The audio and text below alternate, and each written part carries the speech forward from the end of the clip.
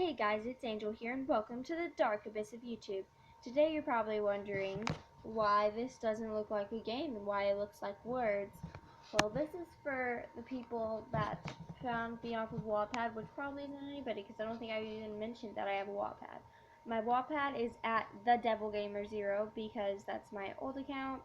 That's the name I used to use for everything. I still use it for most things, even though I have 6 months, 1 soul now. But yeah, DevilGamer0, go check me out.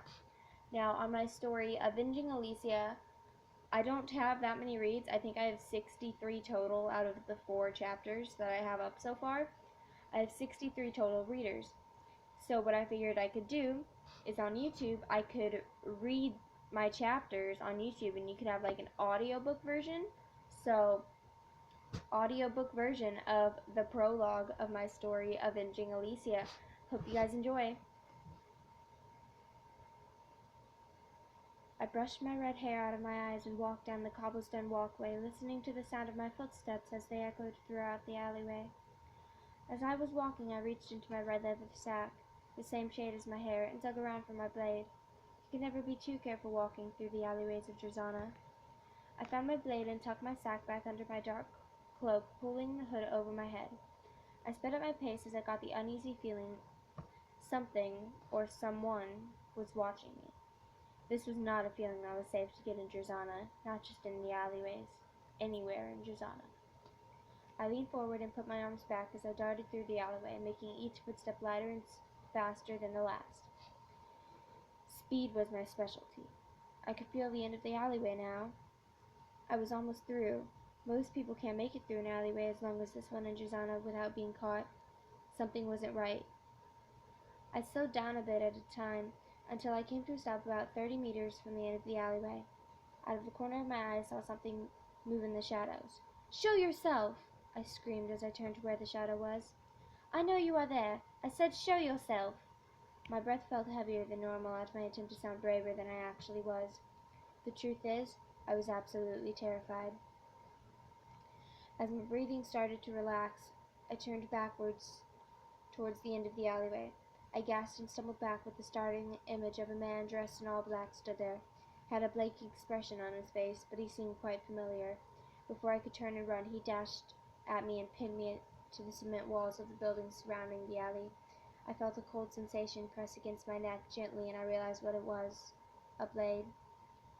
"Well, well, well, look who I have caught, the Princess of the Sun Kingdom. What are you doing out in your castle, Altman?" I guess this was a good time to mention I have a guy's name despite being a princess. He then chuckled while leaning into my ear before whispering with a heavy breath, "Something so delicate and beautiful like you shouldn't be out here alone." I then caught into what had captured me, the head guard of Drazana. "I'm in no way delicate, Cortana. You're out of your mind. Now let me go before I slice your throat." I screamed at him and began to struggle and to get away. But the more I struggled, the tighter his grip became on my arm, and the closer the blade got to slicing open my neck. If he managed to do that, it would be the death of my kingdom with no heir to the throne, the death of Alok. Cortana chuckled again and drew a finger down my cheekbone before stopping at my chin and tilting my head up. "You're out of your territory, Altman, and I can do whatever I like to you." He was right. I was in Drazana, the rivalry kingdom. He could do whatever he wanted as long as I weren't in my kingdom. I was cursing my stupidity by now. I shouldn't have came here. Then the thought dawned on me. He was going to kill me. I couldn't escape my death this time. Not this time. The tears were welling up in my eyes now. I won't get to say goodbye to my mother, my queen, to my father, my king, to my best friend, my only true friend. I won't get to say goodbye to any of the people I truly care about. As the first tear fell down my cheek, I dropped my head down. "Go ahead and kill me, Cortana." My voice was soft but still loud enough to hear. "Go right ahead." He loosened his grip on me, but it wasn't enough for me to escape. "Aw, Altman, no fight? Not even a little?" I lifted my head up now, and the tears were dry from my eyes, and gave my bravest look. "Do your worst, Cortana." "Fine, if you're not going to stop me, then whatever. I still get the pleasure of seeing you die." He started to press the blade harder to my neck, and I felt my flesh rip open a small bit. I winced a little at the pain, but I kept a straight face. I looked into the darkness of Kristana's eyes and saw pleasure in them. He was really enjoying this. Then I suddenly heard the sound of air splitting, and Kristana's eyes turned from darkness and pleasure to surprise and shock. The blade's pressure on my neck loosened completely, and so did the grip on my arm. Kristana fell to the floor, and his face turned pale white. I fell to my knees and reached one hand into my sack and pulled out a bandage and wrapped it around my neck tightly. I could bleed out from this wound. After I secured the bandage, a familiar voice started me. "Almond, what the heck were you thinking?" Loud footsteps came over to me, and a hand was stuck out in front of me. "You gotta be more careful next time." I looked up to the person's face and was delighted to see that it was my best friend, Alesea. I grabbed her hand and she pulled me up. I brushed off my skirt and smiled. "How did you know I was here, Alesea?" She glanced down to Kristana, who appeared to have been shot through the back into the stomach with a blue arrow. Alesea is the only one who uses blue arrows, and she makes them herself. "I saw you walk out the castle from my room up in the tower. I knew you weren't supposed to be out, so I grabbed my best bow and some arrows and decided to follow you just in case you needed some assistance. I know you like to sneak out here to Jordana, and I also know it can be dangerous." She looked at Kristana's body and back to me. "I had no idea this guy was going to be here, though. You're lucky I came." She gave her Alesea smile. No one has a smile quite like Alesea's. "I am lucky you came. I would be dead right now if you hadn't." I looked up and noticed the moon was already at its peak in the sky. "We should head back now. It's pretty late, and I know I stopped talking when I heard the familiar sound of air splitting. The tip of a golden arrow was visible through Alesea's white dress, now staining red. Alesea gasped and fell to the ground, her face turning white and her pupils growing large.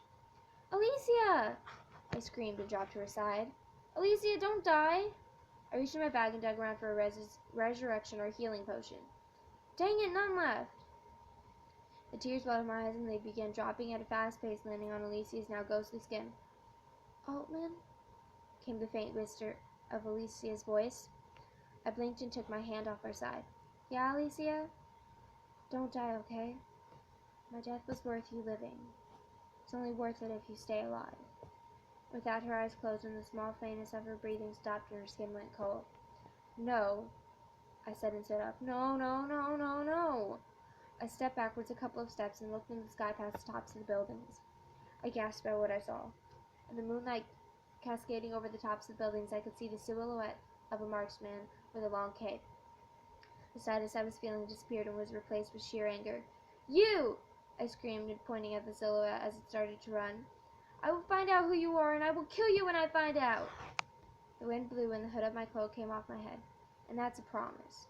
But by the time I said that, the silhouette was gone and I was standing completely alone in the back alleyway of Jordana.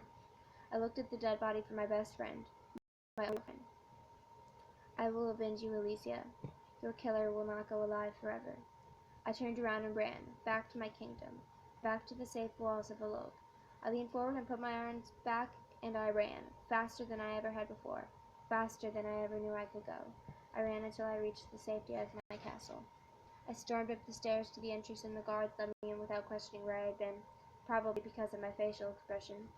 It was that face I showed to people who knew not to mess with me. I ran up the long, twisting stairways to my bedroom and threw open the door, shutting it loudly behind me. I ran over to the softness of my silk sheeted bed and threw myself down on it. Everything that had just happened washed over me, and I began to sob. This was all my fault. If I hadn't left the kingdom where I was supposed to be unguarded, she wouldn't be dead. She wouldn't have followed me out there. My living was not worth her death, even if she said it was. 2 people had died tonight.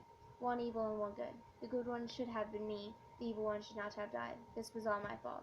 The blood of them was both on my hands. I had failed them. I had failed myself. The worst thing that had happened was the death of my best friend. The death of Alesea. The death of the kingdom's best marksman. The death of my best friend was on my hands. The image of her dead body flashed through my mind, and that made the tears come harder. I should have brought the healing potions with me. She wouldn't be dead if I had thought ahead. It should have been me, I whispered. I should be dead right now. The image of the silhouette that I saw flashed in my head. I sat up quickly and wiped the tears off my face. Them. I swung my feet over my bed and pushed myself up. I walked over to my desk and pulled open the top drawer. Perfect, I said, pulling out a piece of paper and a black pastel. I slammed the paper down on my desk and began sketching out the building. I sketched the moon and the stars, and I sketched the black silhouette that I saw. This is the person I am after. I rolled up the piece of paper and tucked it into my bag. I walked over to my bed and lied down on it, resting my head on the pillow soaked with tears. You will die, Shadow Man. You will die. I won't let you get away with this. My eyelids then closed, and I drifted off to sleep with one thought in my mind. The rivalry is no more. Now this is war. No one from Dejana will be alive after this. It is the only way I'm sure the killer of Alesea will die. So yeah, that was me reading the prologue of my story, Avenging Alesea. Again, it's on Wattpad on my account, The Double Gamer Zero, if you would like to go check it out. I'll leave it in the description below so you guys can, I'll leave the name of my account in the description below so you guys can go look at it. I hope you guys enjoyed me reading this because I enjoyed writing it and reading it to you guys.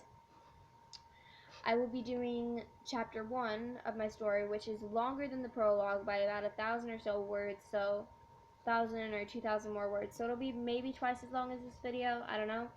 But I will be doing a chapter 1 reading soon, and then I'll do a chapter 2 reading and a chapter 3 reading, and when I get chapter 4 out, I'll do a chapter 4 reading, and I'll do a reading every time I upload a chapter, so you guys can have an audio version of it if you would like an audio version of it, because I know some people don't like reading and they just like listening to the stories, so there you go. You can listen to the stories now. That's it for now, so I'm going to say goodbye. Thank you for joining me in the Dark Abyss of YouTube. I have the Twitter account set up. That's the only account I have set up right now. So it is 6 Minds, 1 Soul, same way my YouTube channel is spelled. And I'll see you guys next time. Bye.